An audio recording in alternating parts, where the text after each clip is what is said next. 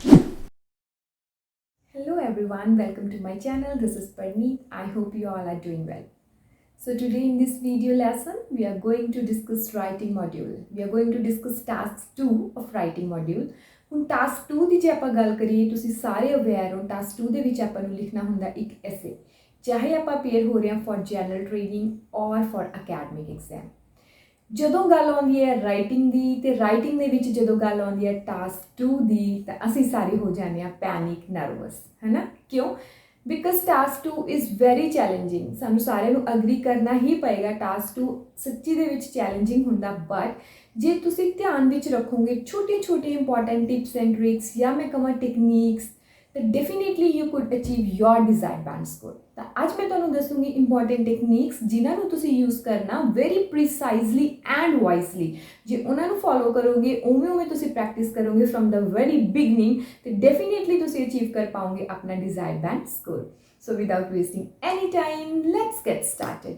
Okay, number one technique is read the question statement twice. Yes, ਹੁਣ ਜਦੋਂ ਹੀ ਸਾਡੇ ਕੋਲ ਕੁਐਸਚਨ ਬੁਕਲੇਟ ਆਈ, ਅਸੀਂ ਕੀ ਕਰਨਾ, ਜਿਹੜਾ ਕੁਐਸਚਨ ਸਟੇਟਮੈਂਟ ਆਇਆ ਨਾ ਉਹਨੂੰ ਫੁੱਲ ਕੌਨਸਨਟ੍ਰੇਸ਼ਨ ਦੇ ਨਾਲ, ਪ੍ਰੋਪਰ ਫੋਕਸਡ ਮਾਈਂਡ ਦੇ ਨਾਲ ਟਵਾਈਸ ਪੜ੍ਹਨਾ। ਟਵਾਈਸ ਪੜ੍ਹਨਾ ਕਿਉਂ ਜ਼ਰੂਰੀ ਹੈ? ਬਿਕਾਜ਼ ਕਈ ਵਾਰ ਕੀ ਹੁੰਦਾ, ਅਸੀਂ ਇੰਨੀ ਹਰੀ ਕਰਦੇ ਹਾਂ, ਇੰਨੀ ਜਲਦੀ ਸਟੇਟਮੈਂਟ ਨੂੰ ਪੜ੍ਹਦੇ ਹਾਂ, ਸਾਨੂੰ ਲੱਗਦਾ ਕਿ ਬਹੁਤ ਈਜ਼ੀ ਹੈ ਤੇ ਅਸੀਂ ਨਾਲ ਦੀ ਨਾਲ ਰਾਈਟ ਡਾਊਨ ਕਰਨਾ ਸਟਾਰਟ ਕਰ ਦਿੰਦੇ ਹਾਂ ਔਨ ਦਾ ਆਨਸਰ ਸ਼ੀਟ। ਇਹ ਗਲਤੀ ਤੁਸੀਂ ਬਿਲਕੁਲ ਨਹੀਂ ਕਰਨੀ। ਉਹਨੂੰ 2 ਵਾਰ ਪੜ੍ਹਨਾ ਹੈ। 2 ਵਾਰ ਪੜ੍ਹ ਕੇ ਤੁਹਾਨੂੰ ਪ੍ਰੋਪਰ ਸਮਝ ਆਏਗਾ, ਤੁਹਾਨੂੰ ਕੀਵਰਡ ਸਮਝ ਆਉਣਗੇ, ਤੁਹਾਨੂੰ ਪ੍ਰੋਪਰ ਸਮਝ ਆਏਗਾ ਕਿ ਟੌਪਿਕ ਕਿਸ ਚੀਜ਼ ਦੇ ਉੱਪਰ ਬੇਸਡ ਹੈ, ਉਹਨਾਂ ਦੀ ਰਿਕੁਆਇਰਮੈਂਟ ਕੀ ਹੈ ਜਿਹੜੀ ਤੁਸੀਂ ਅੱਗੇ ਐਸੇ ਦੇ ਵਿੱਚ ਲਿਖਣੀ ਹੈ।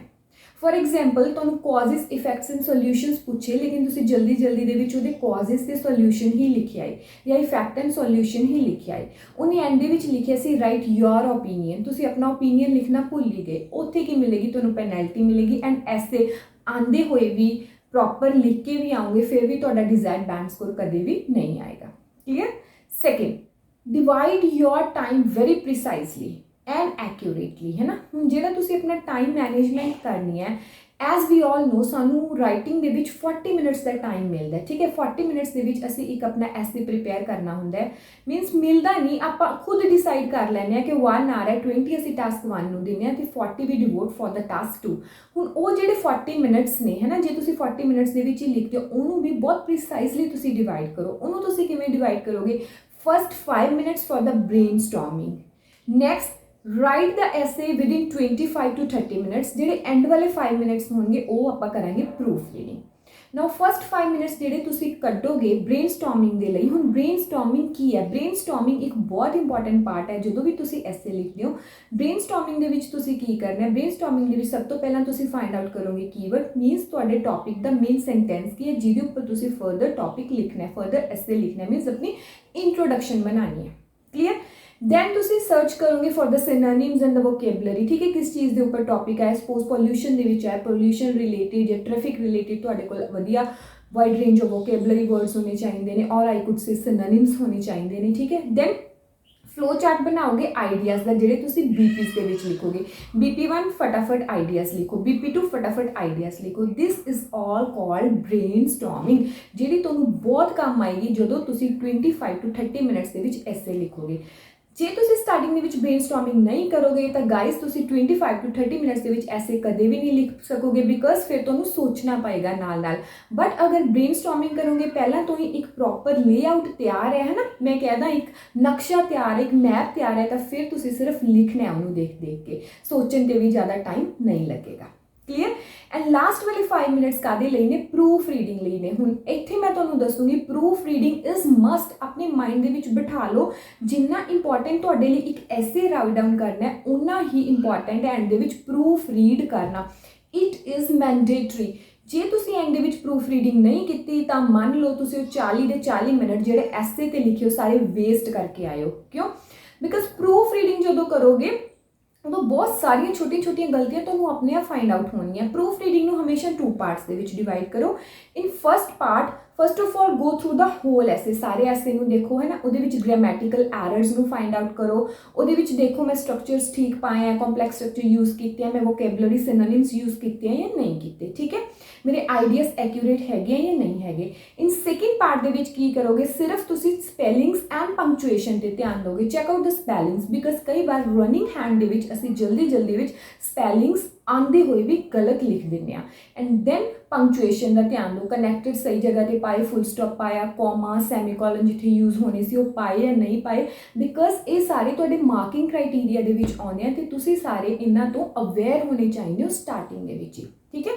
Next is aware about the marking criteria. Yes, हुण ऐसे स्टार्ट करन तो पहला मैं कहूँगी IELTS से स्टार्ट करने तो पहला फ्रॉम द वेरी बिगनिंग तुहानूं एक मार्किंग क्राइटेरिया क्लीयर होना चाहिए। जो तुहानूं हाले तक क्लीयर नहीं है, मैं एक सैपरेट वीडियो इस ते बना चुकी हाँ, प्लेलिस्ट दे विच राइटिंग सैक्शन दे विच तुहानूं ये सारा कुछ मिल जाएगा, उत्थे जाके तुसीं चैकआउट कर सकते हो, ठीक है। मार्किंग क्राइटेरिया जो तुहाडे दिमाग दे विच होएगा तां ही तुहानूं पता लगेगा कि मैं इहदे विच की इंपॉर्टेंट पॉइंट्स पाउणे हैं ते कित्थे कित्थे मैं लैक कर रहा, उन्हां ते मैनूं स्टार्टिंग तो ही वर्क करना है, ठीक है। वो भी तुहानूं बहुत हैल्प करेगा तुहाडा डिजायर्ड बैंड स्कोर अचीव करन दे विच, clear. Now next important point is BPs। Yes, हम साढ़े बॉडी पैराग्राफ्स में असी इफेक्टिव किमें बनाइए। सब तो पहला आई रिकमेंड यू गाइज कभी भी वन साइड ना जाओ, मीनस 100% ऐसे कदे भी ना लिख के आओ, ऑलवेज गो टू 50-50। BP1 ਦੇ ਵਿੱਚ ਜੇ ਪੋਜ਼ਿਟਿਵ ਲਿਖ ਰਹੇ ਹੋ, BP2 ਦੇ ਵਿੱਚ ਨੈਗੇਟਿਵ ਲਿਖ ਕੇ ਆ, ਉਹਦੇ ਵਿੱਚ ਕੀ ਹੋਗਾ, ਤੁਹਾਡੇ ਕੋਲ ਬਹੁਤ ਜ਼ਿਆਦਾ ਆਈਡੀਆਜ਼ ਹੋਣਗੇ, ਬਹੁਤ ਜ਼ਿਆਦਾ ਪੁਆਇੰਟਸ ਹੋਣਗੇ, ਠੀਕ ਹੈ। ਸੈਕਿੰਡ ਥਿੰਗ ਤੁਸੀਂ ਕੀ ਕਰਨੀ ਹੈ, ਹਮੇਸ਼ਾ ਆਪਣੇ BPs ਦੇ ਵਿੱਚ ਸਭ ਤੋਂ ਪਹਿਲਾਂ ਮੇਨ ਆਈਡੀਆ ਪ੍ਰੈਜ਼ੈਂਟ ਕਰੋਗੇ, ਦੈਨ ਸਪੋਰਟਿੰਗ ਆਈਡੀਆ ਦੇ ਕੇ ਆਉਂਗੇ ਉੱਥੇ, ਦੈਨ जे कर सकते हो अपने सपोर्टिंग आइडिया ਨੂੰ ਜਸਟੀਫਾਈ ਕਰੋ ਵਿਦ ਐਗਜ਼ਾਮਪਲ। ਫਿਰ ਜਿਹੜਾ ਸੈਕਿੰਡ ਪੁਆਇੰਟ ਹੈ ਉਸ ਤੋਂ ਬਾਅਦ ਮੀਨਸ ਇੱਕ BP ਦੇ ਐਂਡ ਦੇ ਵਿੱਚ ਉਹਨੂੰ ਕਨਕਲੂਡ ਜ਼ਰੂਰ ਕਰੋ, ਜਿਵੇਂ ਹੈਂਸ, देयरफॉर, देयरअपॉन ਇਹ ਵਾਲੇ ਕਨੈਕਟਰਸ ਯੂਜ਼ ਕਰਕੇ ਉਹਨੂੰ ਤੁਸੀਂ ਕਨਕਲੂਡ ਜ਼ਰੂਰ ਕਰਕੇ ਆਓ। ਸੇਮ ਵੇ ਤੁਸੀਂ BP2 ਨੂੰ ਕਰੋ, ਠੀਕ ਹੈ। ਇੱਦਾਂ ਉਹ ਇਫੈਕਟਿਵ ਬਣੇਗਾ, ਐਗਜ਼ਾਮੀਨਰ ਨੂੰ ਕਲੀਅਰ ਹੋਊਗਾ। ਹੁਣ ਜਦੋਂ ਵੀ ਤੁਸੀਂ BPs ਲਿਖਦੇ ਹੋ ਕਦੇ ਵੀ ਇਹ ਮਾਈਂਡਸੈਟ ਦੇ ਵਿੱਚ ਨਾ ਲਿਖੋ ਕਿ ਮੈਂ 2 ਲਾਈਨਸ ਲਿਖਦੀਆਂ, ਅੱਗੇ ਐਗਜ਼ਾਮੀਨਰ ਆਪਣੇ ਆਪ ਸਮਝ ਲੇਗਾ। ਐਗਜ਼ਾਮੀਨਰ ਉੱਥੇ ਆਪਣੇ ਆਪ ਸਮਝਣ ਨਹੀਂ बैठा, एग्जामिनर की समझेगा जड़ा तुसी लिख के आओगे। तो हमेशा इस तरह का माइंड बना के लिखो कि एग्जामिनर नूं कुछ नहीं पता, वो बिल्कुल अनअवेयर है इस पर्टिकुलर टॉपिक के बारे, तो मैं जो BPs दे विच प्रेजेंट करन जा रहा मैं ਉਹਦੇ थ्रू ਉਹਨੂੰ सारा समझाना, मीनस 1 by 1 स्टैप बाय स्टैप तुसी ਉਹਨੂੰ समझाउण जा रहे हो।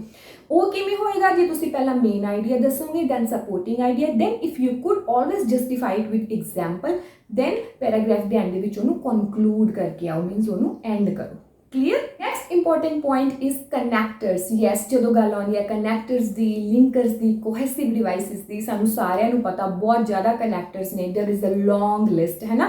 सानू पता हाउ एवर भी हुंदा, मोर ओवर भी हुंदा, फर्दर मोर हुंदा, apart from it, beside this, पता नहीं किन्ने कनैक्टर्स ने। पर कि तुसी अपने आप ਨੂੰ कदे क्वेश्चन ਪੁੱਛਿਆ कि ਅਸੀਂ ਇਹਨਾਂ ਨੂੰ राइट मैनर ਦੇ ਵਿੱਚ यूज़ कर रहे हैं या नहीं कर रहे। ਹੁਣ ਬਹੁਤ ਸਾਰੇ ਸਟੂਡੈਂਟਸ ਨੂੰ ਤਾਂ ਇਹ ਨਹੀਂ ਪਤਾ ਮੋਰ ਓਵਰ ਜਾਂ ਹਾਊ ਐਵਰ ਦੇ ਵਿੱਚ ਡਿਫਰੈਂਸ ਕੀ ਹੈ। ਬਸ ਉਹਨਾਂ ਨੂੰ ਇੱਕ ਲਿਸਟ ਮਿਲ ਗਈ ਹੈ, ਉਹ ਐਵੇਂ ਰੈਂਡਮਲੀ ਕੋਈ ਵੀ ਕਨੈਕਟਰ ਚੱਕਦੇ ਨੇ, ਇੱਕ ਪੁਆਇੰਟ ਲਿਖਦੇ ਨੇ, ਰੈਂਡਮਲੀ ਕਨੈਕਟਰ ਚੱਕਦੇ ਨੇ, फर्स्ट पॉइंट हो गया, फिर सैकेंडली चकते हैं, फिर सैकेंडली है ना। ज़्यादातर स्टूडेंट्स फर्स्टली, सैकेंडली, थर्डली ही यूज़ करी जाते हैं, या फिर स्टूडेंट्स ਨੂੰ इदा एक BP ਦੇ ਵਿੱਚ मैं मोर ओवर भी लिखना, फर्दर मोर भी लिखना, अपार्ट फ्रॉम इट भी लिखना, जिन्ने भी कनैक्टर ने मतलब मैं लिखे आवा उत्थे ज़्यादा तो ज़्यादा कनैक्टर्स यूज़ करा। कनैक्टर्स ਨੂੰ यूज़ करने का मतलब ये नहीं है कि तुसी उत्थे बहुत ज़्यादा कनैक्टर्स यूज़ करके आओ। इसका मीनिंग ये है कि तुसी उन्होंने एक्यूरेटली उन्होंने यूटिलाइजेशन करो। ਹੁਣ जे एडिशन करनी है ਉਹਦੇ ਲਈ डिफरेंट कनैक्टर्स ने, ਕੰਟਰਾਸਟਿੰਗ ਵਿਊ ਦੇ ਲਈ डिफरेंट कनैक्टर्स ਹੁੰਦੇ ਨੇ, ਕਿਸੇ ਚੀਜ਼ ਨੂੰ ਐਮਫੇਸਾਈਜ਼ ਕਰਨਾ ਉਹਦੇ ਲਈ ਤੁਹਾਡੇ ਕੋਲ डिफरेंट कनैक्टर्स ਹੁੰਦੇ ਨੇ, है ना। एंड रिजल्ट करने के लिए, कॉन्सिक्वेंस दसन के लिए डिफरेंट कनैक्टर्स ने। तो गाइज आई सुजैसट कि सब तो पहला तुसी इन्हां नूं गो थ्रू करो, इन्हां नूं समझो 1 by 1 कि किस कनैक्टर की एग्जैक्ट यूसेज किहड़े पॉइंट ते आएगी, फिर उत्थे ही उन्हां नूं यूज़ करना स्टार्ट करो। फिर देखो बैंड स्कोर किवें तुहाडा हाई जाएगा। जे 6.5 ते अटके होए हो तो डेफिनेटली ये चीज़ तुहानूं 7 अचीव करने दे विच बहुत ज़्यादा हैल्पफुल होएगी।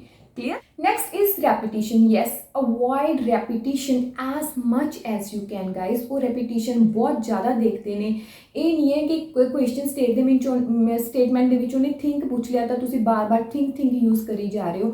इंट्रो के तो एटलीस्ट थिंक नूं ना यूज़ करो। जो सेम वर्ड तुहानूं यूज़ करना पै रहा, फस्ट ऑफ ऑल तुसी यूज़ करो। सपोज थिंक आया स्टेटमेंट के तुसी पॉन्डर यूज़ कर सकते हो, अपना आइडिया नोशन यूज़ कर सकते हो, परसीव यूज़ कर सकते हो। दैन ये जरूरत पै रही है फिर तुसी थिंक ते आओ। मीनस पहला 3 सिनोनिम्स दो, 4th टाइम जो यूज़ करना पै रहा फिर तुसी थिंक यूज़ कर सकते हो। ठीक है, तो रैपीटिशन ते बहुत ज़्यादा ध्यान दो, रैपीटिशन ना करो, इनू अवॉइड करो जिन्ना कर सकते हो। Clear.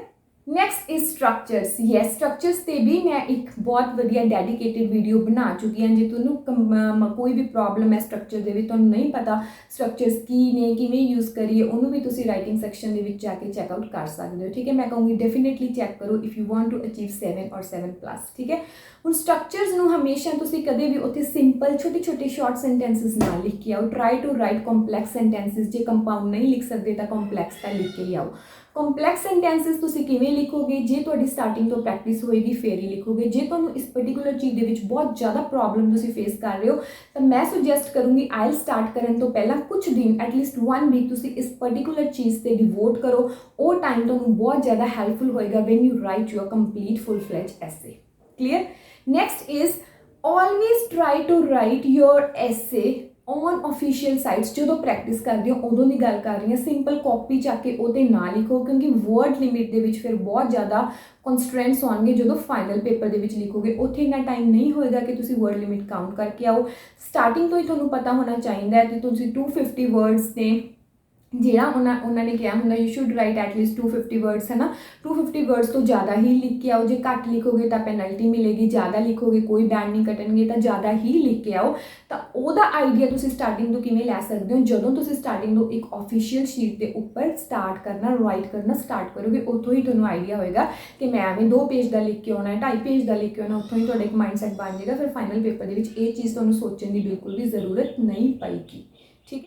Last important tip is practice. Yes, मैं सब तो पहला हमेशा ही मैं तुहानू कहनी हाँ कि प्रैक्टिस प्रैक्टिस प्रैक्टिस जिन्नी कर सकते हो उन्नी घट है। एंड यस, ऐसे तो जो आंदा बहुत ज़्यादा प्रैक्टिस की जरूरत है। तो प्रैक्टिस करो सारे question types, weather it's your problematic ऐसे, है ना, opinion based, discussion based, advantages disadvantages, सारे टाइप्स के ऐसे की प्रैक्टिस करो। तो जिहदे विच तुहानू लगदा मैं प्रॉब्लम फेस कर रहे हैं उहदी दोबारा प्रैक्टिस करो। एटलीस्ट तुसी 5 to 6 टाइप्स का एक पर्टिकुलर टाइप ने प्रैक्टिस करके ही जाओ अपना फाइनल पेपर भरन तो पहला। ठीक है, इन्हों प्रैक्टिस करो। जो इस तरीके नाल ये टैक्नीक्स नूं तुसी फॉलो करके प्रैक्टिस करोगे ना तो गाइस हुण देखो ये जिहड़ियां सारियां टिप्स ने ना ये उपरों ही तुसी चकनियां ने, इहदे विच कोई लंबा चौड़ा कोई भी चीज़ करने की जरूरत नहीं है। पर जे इन्हों फॉलो करोगे डेफिनेटली तुसी देखोगे तुहाडे बैंड स्कोर दे विच एक ग्रोथ आएगी। जे 6 ते अटके हुए हो 6.5 7 ईजिली अचीव कर पाओगे, जे 7 ते अटके हुए हो तो 7.5 7+ पक्का अचीव कर पाओगे। So use these techniques very wisely when you write down your essay. ठीक है, फिर भी जो तुहानू कोई भी प्रॉब्लम है write down me in the comment section, I would be please to answer that. ठीक है, thank you so much for watching, bye bye, take care.